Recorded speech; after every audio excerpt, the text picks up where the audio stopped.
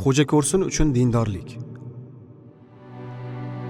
Bu kasallik tufayli inson o'zini solih qilib ko'rsatishga harakat qiladi.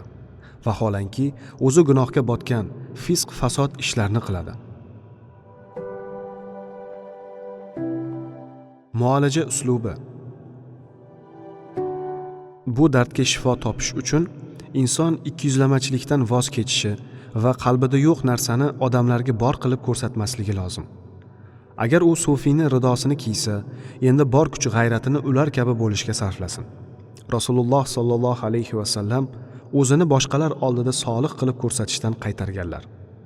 Abu Usmon rahimahulloh aytadilar: kim zohiran o'zini taqvodor, Allohning azobidan qo'rqadigan qilib ko'rsatsa-yu, lekin odamlardan yashirincha turli gunohlar qilsa, u hech qachon gunohlar botqog'idan chiqa olmaydi.